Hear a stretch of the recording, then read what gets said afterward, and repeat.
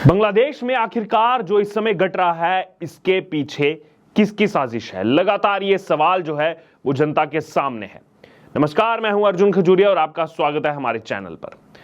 अब देखिए, लगातार जनता सोच रही है कि आखिरकार क्या ये केवल स्टूडेंट मूवमेंट था या फिर इसके पीछे की कुछ और साजिश थी, बीएनपी ने जो जमाते इस्लामी के साथ मिलकर के किया है। लेकिन इस बीच आपको बता दें कि अभी एक बड़ा दावा जो है वो शेख हसीना की तरफ से किया गया है, और जो दावा किया गया है उस दावे में अमेरिका का हाथ बताया जा रहा है। और अगर आप थोड़ा सा पीछे चले जाएं तो 8 महीने पहले रूस ने जो है वार्निंग दी थी, और रूस ने पहले ही ये भविष्यवाणी कर दी थी कि आने वाले समय में शेख हसीना सरकार का तख्ता पलट जो है वो अमेरिका कर देगा। और यही साजिश की ओर उसने जो है इशारा किया था कि भारत के लोकसभा चुनावों में भी यही सब किया जाएगा।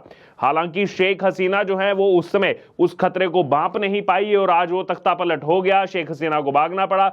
लेकिन कहीं ना कहीं अगर आप भारत के परिप्रेक्ष्य में देखेंगे तो पीएम मोदी समझ चुके थे कि जो यहां पर कोशिशें चल रही हैं खास तौर पर अमेरिका की तरफ से, और इसलिए यहां पर नुकसान तो हुआ बीजेपी को, लेकिन कहीं ना कहीं सरकार फिर से बीजेपी की बन गई है, क्योंकि समय रहते खतरे को पीएम मोदी ने भांप दिया था। सबसे पहले मैं आपको लेकर चलना चाहूंगा शेख हसीना की तरफ से जो अभी एक बड़ा खुलासा किया गया है। जी हां, फिर बाद में रूस की बात करेंगे, क्योंकि वो 8 महीने पहले भविष्यवाणी की थी रूस ने। सबसे पहले शेख हसीना की अगर बात की जाए तो एक बड़ा खुलासा यहां पर उन्होंने ये किया है कि सीधे तौर पर अमेरिका को उन्होंने जिम्मेदार ठहराया है कि अमेरिका पीछे लगा हुआ था मुझे सत्ता से बाहर निकालने के लिए। और उन्होंने कहा कि वो सत्ता में बनी रहती अगर वो सेंट मार्टिन आइलैंड जो है वो अमेरिका को दे देती। तो देखिए, एक बड़ा खुलासा यहां पर किया गया है शेख हसीना की तरफ से। द इकोनॉमिक टाइम्स न्यूज में जो है यहां पर ये एक बड़ी खबर जो है वो छपी है, जिसमें दावा किया गया है शेख हसीना की तरफ से कि अगर सेंट मार्टिन आइलैंड अगर वो यूएसए को दे देती, अमेरिका को दे देती, तो आज ये तख्ता पलट नहीं होता। यानी कि सीधे तौर पर जो वो एलिगेशन लगा रही हैं अमेरिका पर, तो एक बड़ा खुलासा यहां पर यह है। और दूसरी तरफ फिर से वही देखा जा रहा है कि अमेरिका को कोई मतलब नहीं है कहीं पर क्या हो रहा है, उसको केवल और केवल अपनी पावर से मतलब है। कहीं पर भी जो है लोग मरते रहे उससे उसको कोई मतलब नहीं है, उसको केवल एक तरफा वहां पर बयान देना है जहां पर उसकी पॉलिटिकल विल जो है पूरी हो रही हो, उसकी पॉलिटिकल फुलफिलिंग जो है वो पूरी हो रही हो। बाकी अमेरिका को कोई किसी से लेना देना नहीं है। और ये कहा कि आइलैंड अगर ये दिया जाता अमेरिका को, जिसकी मांग कर रहा था अमेरिका, नहीं तो तख्ता पलट कर देता। और वो तख्ता पलट हुआ, क्योंकि उस आइलैंड को जो है यहां पर नहीं दिया गया शेख हसीना की तरफ से। जिस शेख हसीना ने अपने देश के बारे में सोचा कि देश की 1 इंच जमीन जो है वो नहीं जाए किसी और के पास, वहां पर उनको ये सब झेलना पड़ा, क्योंकि इसके पीछे अमेरिका की फिर वो साजिश जैसे करार दे रही है शेख हसीना कि किस ना किस तरीके से जो है विपक्ष को मजबूत किया गया, फंडिंग की गई, और उस नाम पर जो है यहां पर अमेरिका ने खेल कर दिया।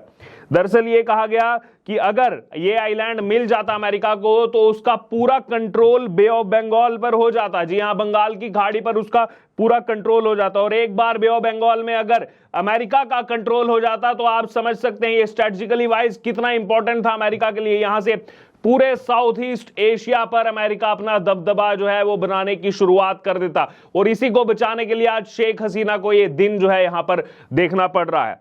अब आपको ले चलते हैं, लोग भी लगातार प्रतिक्रियाएं अलग अलग दे रहे हैं। अब आपको ले चलते हैं 8 महीने पहले की उस भविष्यवाणी की तरफ जो रूस ने की थी। जी हां, 8 महीने पहले ही रूस ने बता दिया था कि बांग्लादेश के अंदर अमेरिका जो है वो तख्ता पलट करेगा, शेख हसीना सरकार का तख्ता पलट करेगा, सत्ता से बाहर फेंकेगा। और इसके पीछे जो चाल यहां पर बताई थी कि अमेरिका क्या करता है, अमेरिका जानबूझ करके, जैसे अगर कोई लोकतांत्रिक देश है जैसे भारत है, बांग्लादेश है, वहां पर क्या करेगा, विपक्षी नेताओं से सांठगांठ करेगा, विपक्षी नेताओं को आगे करके बोलेगा कि आप बोलिए कि लोकतंत्र खतरे में है, संविधान खतरे में है। वही बांग्लादेश में देखने को मिला, वही प्रयास भारत के अंदर भी हुए। अगर आप दोनों का कंपैरिजन करेंगे तो यहां पर भी विपक्ष ने पूरा खेल इस बार जो खेला है चुनाव में वो लोकतंत्र और संविधान की दुहाई पर खेला है। जबकि खुद के इतिहास में अगर आप जाएंगे कांग्रेस पार्टी के, तो सबसे ज्यादा अगर लोकतंत्र को किसी ने दबाया है, संविधान को किसी ने दबाया है, तो वो यही कांग्रेस पार्टी है। चाहे फिर वो आपातकाल हो, चाहे फिर वो असीमित शक्तियां, वक्फ बोर्ड, या फिर ऐसे पर्सनल लॉ बोर्ड बना करके देना हो। उस समय कहा गया था इनके लिए संविधान और लोकतंत्र। लेकिन आज चूंकि सत्ता में आना था तो सबसे जो है मुख्य यहां पर अगर कोई चीज है जिसको आगे किया जा सकता है तो बता दो कि देश ही खतरे में है, लोकतंत्र संविधान खतरे में है, तो लोग अपने आप भरोसा करने लगेंगे। वही बांग्लादेश में हुआ और उसी का प्रयास अमेरिका भारत में भी कर रहा था, लेकिन यहां कहीं ना कहीं नुकसान बीजेपी को तो हुआ, लेकिन पूरे तरीके से सफल नहीं हो पाया यहां पर अमेरिका। जी हां, और ये बड़ा खुलासा किया गया है। और आप सोचिए यहां पर आप लोगों से मैं एक रिक्वेस्ट करता हूं कि आप थोड़ा सा अगर इस बारे में देखेंगे, मैं आपको थोड़ा पीछे ले जाना चाहता हूं।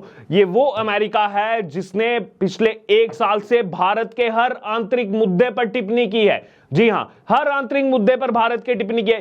कांवड़ यात्रा और यहां पर जो नाम आगे लिखना था दुकानों के आगे, उस पर जो है यहां पर अमेरिका ने टिप्पणी कर दी, और योगी आदित्यनाथ उत्तर प्रदेश के मुख्यमंत्री उन पर टिप्पणी कर दी, कांवड़ यात्रा पर टिप्पणी कर दी। लेकिन आज खुलेआम पश्चिम बंगाल की अगर बात की जाए, पश्चिम बंगाल का जो पहले एक ही हुआ करता था, ये सारा 1947 से पहले एक ही हुआ करता था, उसके बाद जो है पार्टीशन हुआ, पार्टीशन के बाद ये ईस्ट पाकिस्तान वो बन गया हिस्सा, और बाद में 1971 में जाके बांग्लादेश बन गया। लेकिन आज उस बांग्लादेश के अंदर शरेआम नरसंहार हिंदुओं का किया जा रहा है इसी जमाते इस्लामी की तरफ से, और इसी जो है बीएनपी ने मिल करके किस तरीके से, चाहे फिर वो सिलहट का इलाका हो, चाहे फिर वो चट्टोग्राम का इलाका हो, नोखाली का इलाका हो, वहां पर किस तरीके से हिंदुओं को लगातार जो है सेलेक्टिव टारगेट करके असैसिनेट जो है किया जा रहा है। लेकिन उस पर अमेरिका आखिरकार चुप क्यों है?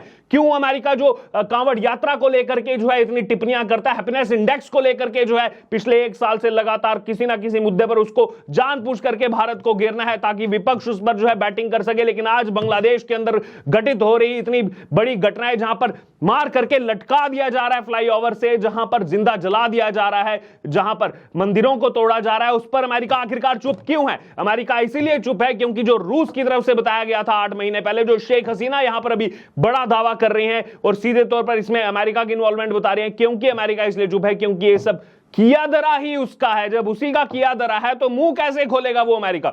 मणिपुर उस अमेरिका को दिख जाएगा, कांवड़ यात्रा उस अमेरिका को दिख जाएगी, दुकानों के आगे नेम प्लेट लगानी है, अपना नाम लगाना है, वो उस अमेरिका को दिख जाएगा। उस पर वो भारत को सुनाने लगेगा कि माइनॉरिटीज के साथ गलत हो रहा है। लेकिन बांग्लादेश के अंदर जहां पर शरेआम निशाना बनाया जा रहा है, माइनॉरिटीज को, हिंदुओं को मारा जा रहा है, उस पर अमेरिका अभी तक चुप क्यों है? कहां गई वो इंटरनेशनल कम्युनिटी, कहां गई वो ह्यूमन राइट्स कमीशन? जब दंगों को रोकने के लिए अगर जो है पैलेट गन चलाई जाती है, उस पर ज्ञान देने के लिए सभी आ जाएंगे, ह्यूमन राइट्स कमीशन आ जाएगा, तमाम तरह की चीजें बोलने लगेंगे। लेकिन बांग्लादेश के अंदर इस समय जो चीजें घटित हो रही हैं, जिस इस्कॉन टेंपल ने 6 महीने तक जो है खाना खिलाया, उसी इस्कॉन टेंपल को जो है इन कट्टरपंथियों की तरफ से जो है निशाना बनाया गया। क्या ये नहीं दिख रहा किसी को?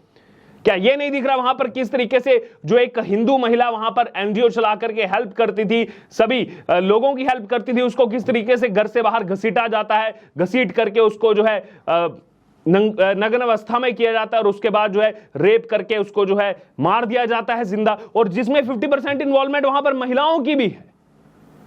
इतना सब कुछ बांग्लादेश के अंदर घटित हो रहा है, लेकिन अमेरिका चुपचाप हाथ पे हाथ धरे बैठा हुआ है, क्योंकि सब यहां पर जो चीजें इशारा कर रही हैं, चाहे फिर वो रूस का विस्फोटक जो है पहले खुलासा हो, या फिर अभी जो शेख हसीना कह रहे हैं, क्योंकि अमेरिका तो अपनी पावर से मतलब है, उसको तो दिखाना है दुनिया में जितने भी देश हैं उसमें सर्वश्रेष्ठ अमेरिका ही है, और यही तो करता रहा है अमेरिका। बाकी लोगों को आपस में लड़ाता है, देशों को आपस में लड़ाता है, गृह युद्ध की स्थिति वहां पर बनाता है, आपस में पक्ष विपक्ष को बाहर से लड़ा करके, फंडिंग कर करके। ये जॉर्ज सोरोस गैंग का और काम क्या है? यही तो काम है। या फिर 2 देशों को आपस में लड़ाएगा और खुद अपने हाथ पीछे कर लेगा और अपने हथियार बेच देगा। हाल ही में जम्मू कश्मीर के अंदर जितनी भी घटनाएं जो देख रहे हैं आपकी, एकदम से इतनी इंक्रीज हो गई। हर एक घटना में जो भी मिलिटेंट यहां पर पकड़ा जा रहा है, मारा जा रहा है, उसके पास से जो हथियार मिल रहे हैं, अमेरिका के हथियार हैं। वो अमेरिका के हथियार वहां पर उन मिलिटेंटों के पास पहुंचे कैसे? क्या इस पर अमेरिका अपने आप पर कभी उंगली उठाएगा? क्या सवाल उठाएगा कोई अमेरिका के ऊपर? लेकिन सच्चाई ये है, आखिरकार उन मिलिटेंटों की क्यों मदद कर रहा था अमेरिका? क्योंकि किसी ना किसी तरीके हथियार तो उन्हीं के पास पहुंच रहे थे। अब जो हथियार बेच रहा है, क्या उसको ये मालूम नहीं है कि हथियार कौन ले रहा है, किसके पास जो है यहां पर ये हथियार इस्तेमाल होंगे? क्या इलीगल वे से इस्तेमाल होंगे? क्योंकि लीगल वे से इस्तेमाल होंगे तो पूरी दुनिया के सामने वो चीजें आएंगी, कितनी डील हुई है, कितने हथियार दिए जाएंगे। लेकिन मिलिटेंटों के पास जो जम्मू कश्मीर के अंदर लगातार तबाही का मंजर मचाए हुए हैं, लगातार हर एक को अपना निशाना वहां पर बना रहे हैं, खासतौर पर एक कम्युनिटी को सेलेक्ट करके जो है यहां पर टारगेट किया जा रहा है, और उनके पास से, उन मिलिटेंटों के पास से अमेरिकी हथियार मिलते हैं। क्या ये इस और इशारा नहीं करते कि अमेरिका की साजिश क्या है। बहरहाल इस वक्त की बड़ी खबर यही है कि वो पुरानी जो है यहां पर प्रेस कॉन्फ्रेंस या फिर कहा जाए पुरानी जो खबरें उस समय कही थी रूस ने, वो याद आ रही हैं। भारत को भी जो है उसने सतर्क रहने को कहा था, बांग्लादेश नहीं बांध पाया और आज वहां पर यह हाल हो रहा है और शेख हसीना ने भी यहां पर इशारा किया है अमेरिका की तरफ। बहरहाल क्या कहना है आपका इस खबर पर, क्या आपकी राय है, आपका अपना सुझाव क्या है, आप जरूर हमारे साथ कमेंट बॉक्स में शेयर करो और बने रहें द न्यूज के साथ। धन्यवाद।